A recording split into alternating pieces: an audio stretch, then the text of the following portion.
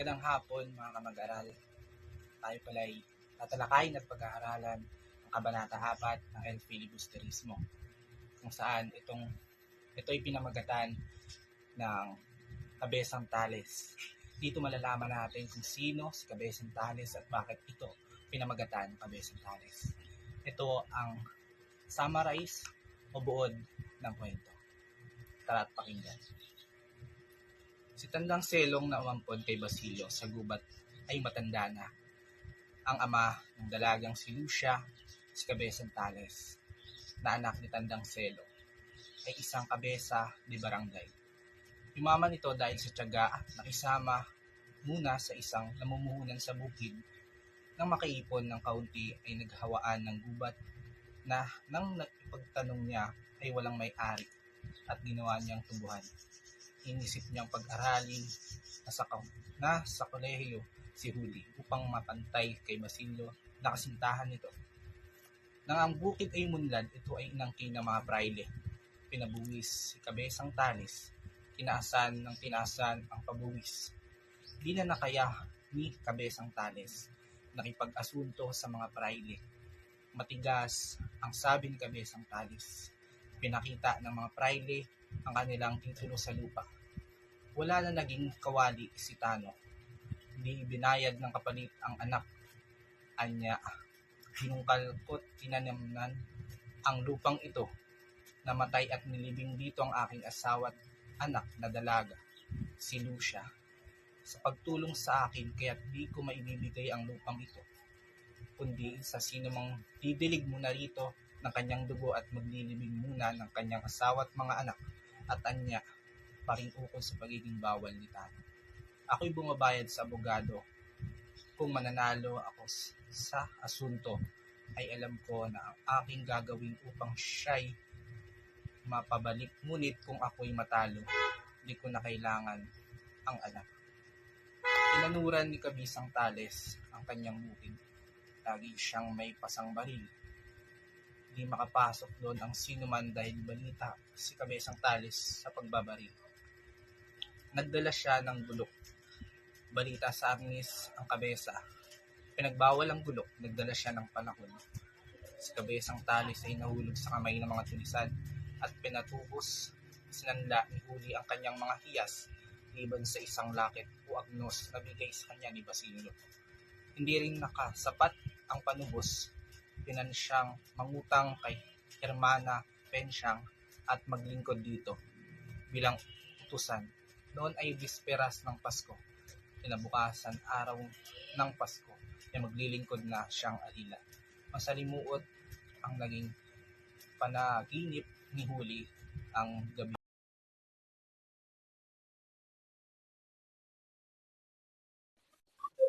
Ating tatalakayin ang kabanata ng El Filibusterismo. Kabanata 5 na pinangulatang ang Noche Buena ng San Kutsero.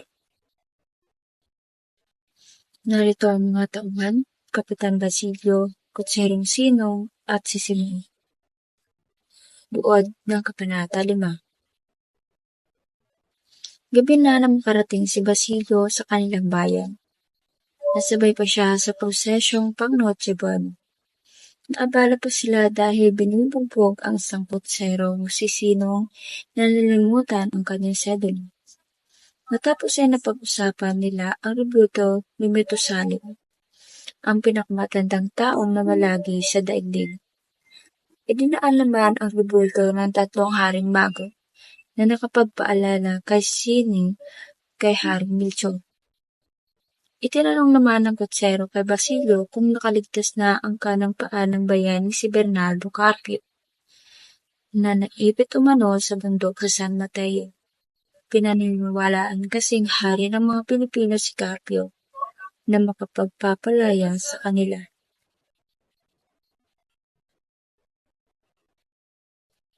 Nahuli muli si Sinong dahil namatay ang ilaw ng kanyang kalesa.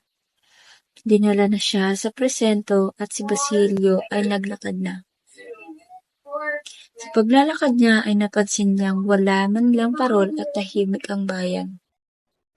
Kahit Pasko na, dumalaw sa pasilyo sa bahay ni Kapitan Tiago at naisalaysay ang pangyayari kabisang Tades at Hulyo. Pagpapaliwanag.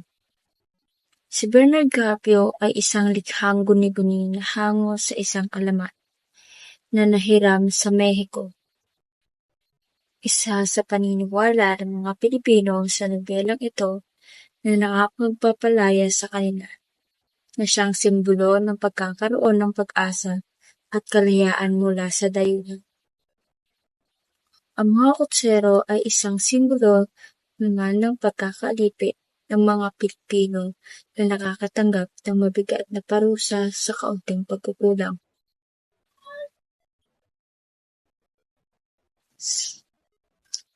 Sa kabanatang ito, masasalamin na ang bawat kakulangan at pagkakamali ay may katapat na parusa. Malaki rin ang pag-asa sa ilang nilalang kahit tila puro pasakit na ang kanilang nararanasan. Likas sa mga Pilipino na maniwalang darating din ang liwanag sa kabila ng tinatahak nilang malubak na madilim na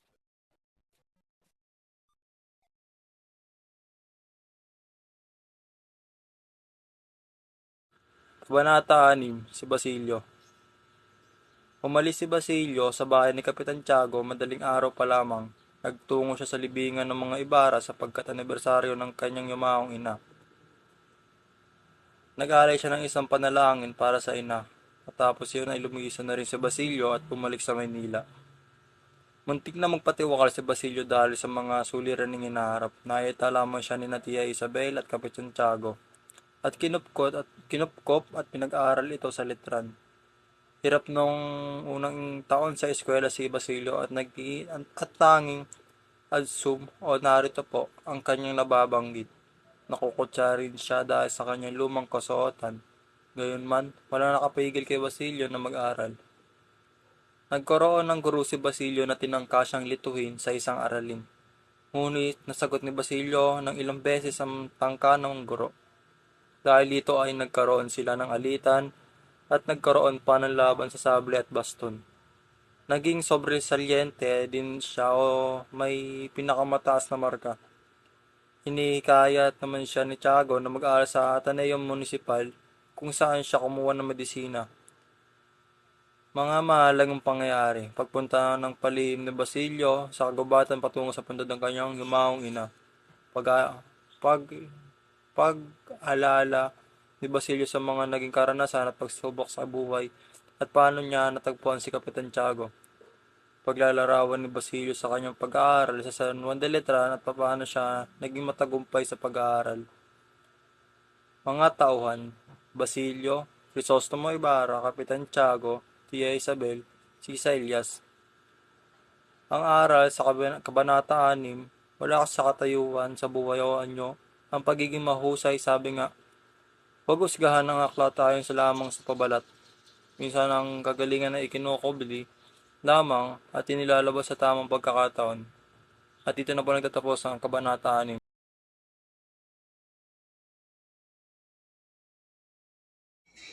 Ating pong tunghayan ang Kabanata 7. Pinamagatang si Simon. Ang mga pangunahing tauhan, Simon at Basilio. Mga talasalitaan, asarol, nangangahulugang kagamitang panghukay, revolver, nangangahulugang maikling baril, dumanak, nangangahulugang dumaloy, lihis, nangangahulugang salungkat, kaluskos, nangangahulugang kilos. Sa kabanatang ito, makikita kung gaano katalas ang kaisipan nila Basilio at Simon. Pagkatapos ng 13 taon, nakita ni Basilio ang misteryong lalaki na tumulong sa paglilibing sa kanyang ina na si Sisa. Ito ay si Simon. Si Basilio ay ang unang may alam sa lihim ni Simon. Bukod sa pagpapanggap na huwad sa pagkatao ni Simon, alam din ang binabalak ng pagganti nito sa mapang-aping tao sa pamahalaan. Inalok siya ni Simon na makiisa sa layunin. Tumanggi naman ito. Ang pangarap ni Basilio ay makapatapos sa medisina at matubos sa pagiging alila ang kanyang kasintahan na si Huli. Ang layuning ito ay kinutsa ni Simon. Sinabihan niya ang binata na walang silbi ang buhay na hindi inuukol sa dakilang layon. Ayon kay Simon, Dapat na maging malaya muna sila sa mga alipin para makamit ang mapayapang buhay. Hindi sapat iyon para makumbinsi ang binata. Ang mga mahalagang pangyayari. Pauwi na si Basilio nang makarinig ito ng yabag at napag-alamang galing ito kay Simon. Tinangkang wakasan ni Simon ang buhay ng binata dahil sa alam na nito ang sekreto ni Simon. Gayunpaman, inamin niyang siya nga si Ibarra. Inakit ni Simon si Basilio na umanib sa kanya, ngunit siya ay tinanggian at iniwan lamang ng binata. Doon po nagtatapos ang Kabanata 7. Kabanata 8 ng El Filibusterismo. Ang pamagat ay Maligayang Pasko. Si Huli ay larawan ng isang babae na pilit nagpapakatatag na balang araw ang kanyang mga panalangin ay masasagot ng isang himala. Kagayang nakagawian ni Huli, siya ay gumising ng maaga at buong pusong umaasa na sana hindi nasisikat ang araw. Tinignan niya ang ilalim ng larawan ng birhen sa pagbabasakaling nagkaroon na ng himala. Huminga ng malalim ang dalagang si Huli at namulat na lamang bigla na mali pala ang mga sa pantaha niya tungkol sa milagro. Pinagtawanan na lamang niya ang kanyang sarili habang siya ay abalang naggagayak. Nagmamadali siyang nagbihis upang pumunta sa bahay ng bago niyang Panginoon. Si Hermana Penkahahang. Bago siya umalis, kinausap at pinilim niya ang kanyang lelong. Nang mapansin niya ang nangingilid na luha ng matanda ay dali-dali siyang umalis. Sa bahay ni Tandang Selo ay dumating ang kanyang mga kamag-anak upang mamasko. Sinalubong niya ang mga ito. Ngunit nagulat siya dahil anumang gawin niyang magsalita o sumigaw ay walang boses na lumalabas sa kanyang bibig.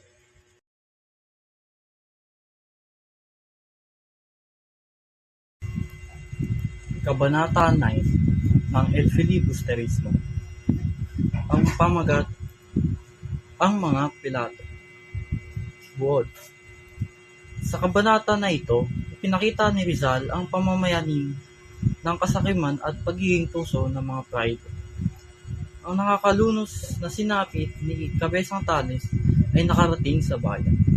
Ang ilan ay naawa sa matanda, samantala ang mga gwardiya sibil at mga praile ay nagkibit na lamang ng balikat. Si Padre Clemente, na siyang tagapangasiwa ng hasyenda, ay mabilis na naghugas ng kamay sa narinig na balita. Sinisipan niya si Cabezang Tales dahil sa pagsuway ng huli sa utos ng korupsyon.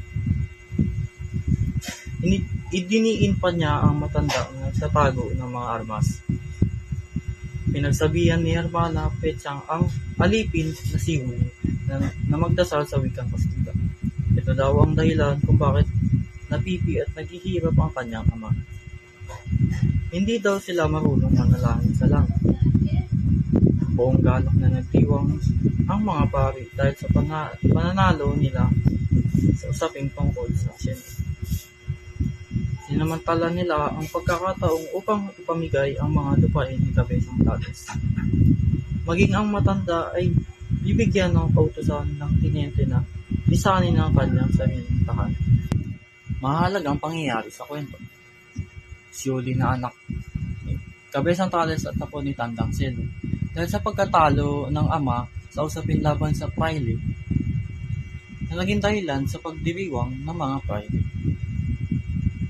Siya ay naging alipin kay Hermana Petsang. Ang mga gwardiya sibil, mga praile, talo na si Padre Clemente ay nagmalinis sa nangyari sa ama ni Huli. Si Huli ay nakaranas ng masaklap na diskriminasyon mula sa mga tao at sa Hermana dahil sa nangyari sa kanilang pamilya. Siya ay ikinulong ng Hermana upang matutong mag-aral, magdasal, magbasa ng polyento, at upang isulit ng Hermana ang binayad niya kay Bun.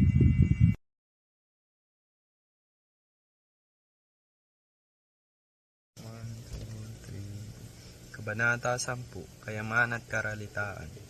Nakipanuluyan si Simon sa taan ni Kabaysang Tales na nasa pagitan ng San Diego at Tiyan. Sa kabila ng kahirapan, dala ni Simon pagkain at iba pang pangangailangan, pati ng 2 kaban ng alas. Pinakita ni Simon kanyang revolver kay Kabaysang Tales. Dumating sinang Kapitan Basilio, Sinang, asawa ni Sinang, at Hermana Penchang upang bumili ng mga alas. Binuksan ni Simon ang maleta ng alas na may iba't ibang uri, ayos at kasaysayan. Namili si Sinang ng hiyas habang sinabi ni Simon na siya rin ay bumibili din ng alas. Tinanong ni Simon si Kabaysang Tales kung may pagbibili itong alas. Minungkay ni Sinang ang kwintas na tawarin ni Simon na ng 500 piso. Nalaman niyang ito ay pag-aari ni Maria Clara, kanyang kasitahan na naging madre. Ayon kay Hermana Penchang, hindi dapat ipagbili ni Kabaysang Tales ang kwintas at dapat kausapin muna niya ang anak na si Huli. Pumayag si Simon na sangguniin muna ito. Paglabas ni Kabaysang Tales, nakita niyang praile at ang bagong may-ari ng kanyang lupa. Kinabukasan, nawala na si Kabaysang Tales kasama ng revolver ni Simon. Naiwan ang isang sulat at ang kwintas ni Maria Clara. Sa sulat, humingi ng paumanhin si Kabaysang Tales at sinabing sumapi siya sa mga tulisan. Pinag-ingat din niya si Simon sa mga tulisan. Hinuli ng mga gwardiya sibil si Tandang Selo. Natuwa si Simon dahil natagpuan na niya ang taong kailangan niya, na may tapang at tumutupad sa pangako. Samantala, 3 ang pinatay ni Kabaysang Tales noong gabing iyon. Ang praile, ang lalaking gumagawa sa lupa, at ang asawa nito na putol ang leeg at puno ng lupa ang bibig. Tabi ng bangkay ng babae ay may papel na may nakasulat ng Tales na isinulat ng daliling isinawsaw sa dugo. Mga tauhan sa Kabanata 10. Simon, Kabaysang Tales, Kapitan Basilio, Sinang, Hermana Penchang, Maria Clara, Judy, Praile, may-ari ng lupa, asawa ng may-ari ng lupa, Tandang Selo. Yun lang guys.